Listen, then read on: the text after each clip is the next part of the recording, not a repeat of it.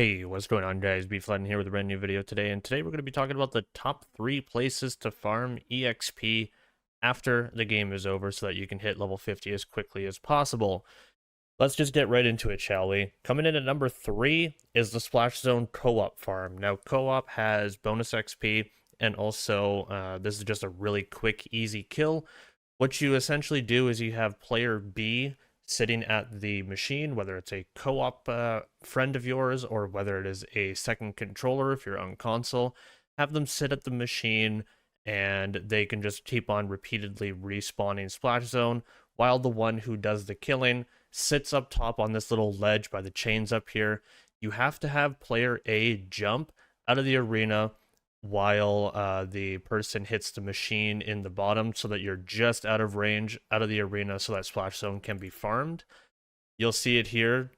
There's the jump and then respawn.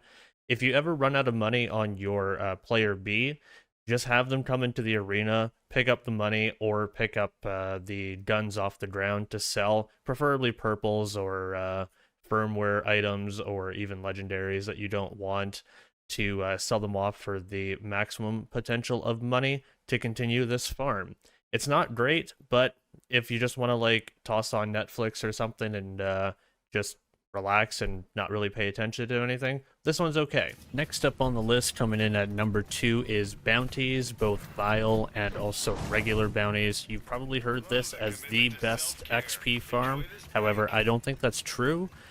The amount of time that it takes to go in between safe houses and faction towns trying to find bounties, while also the time taken to travel to said bounties, and also sometimes the bounties just don't spawn. You've probably experienced that before.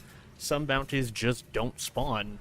However, here's a little trick that I'm going to still entertain anyways for this because there is quite a lot of XP still to be had.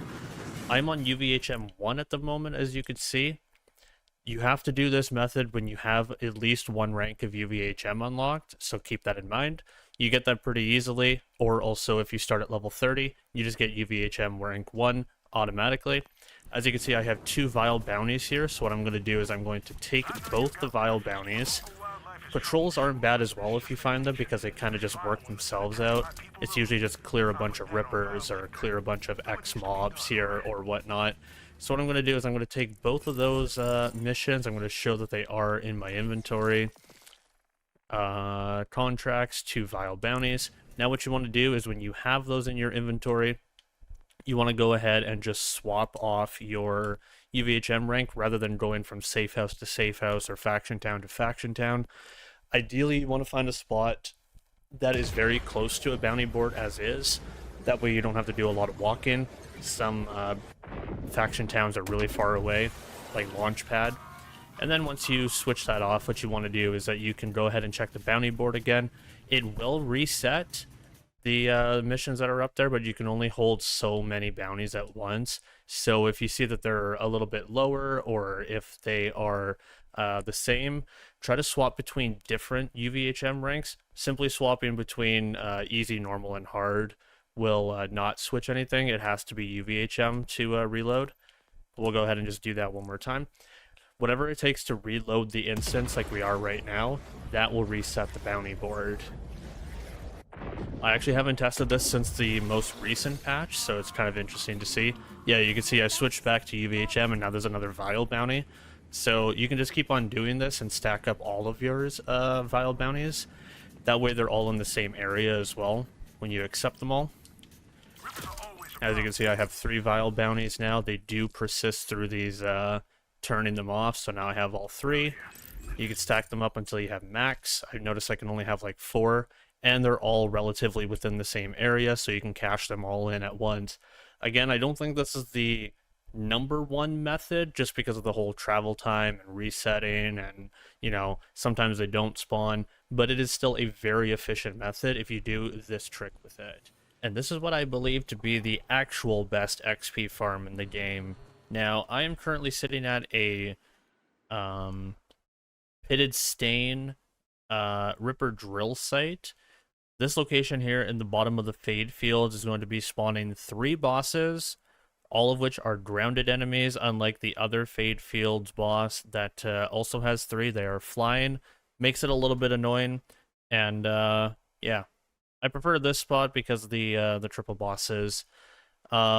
Every single enemy that spawns will give you approximately 200 to 300 XP for basic mobs.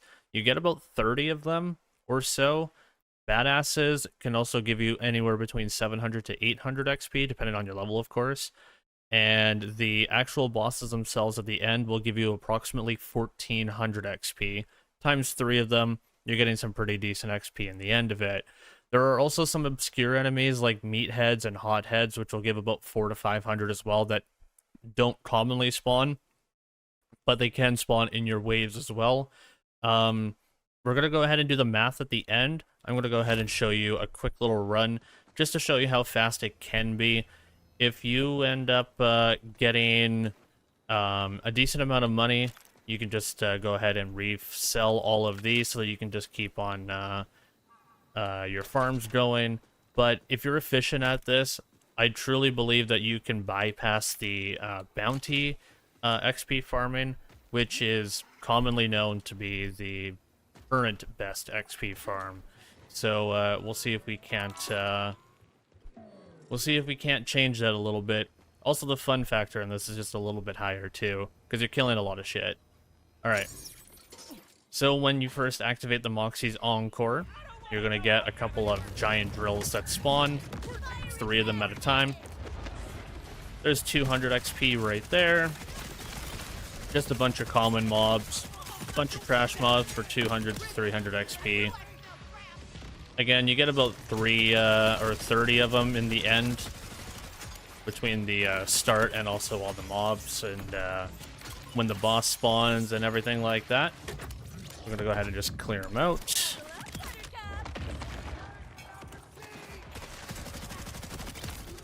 Just a bunch of 200 to 300 XP. Unfortunately, I have not seen a badass yet.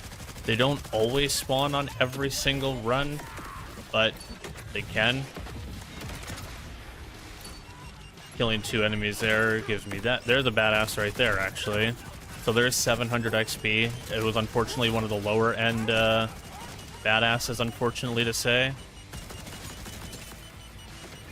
Different badasses will give you different amounts of XP. Go ahead and just get our action skill back. A lot of suicide cycles this run, actually, unfortunately to say, which is not ideal. Alright, so now the bosses have spawned. Only 1 badass this time around, so nothing excellent, unfortunately.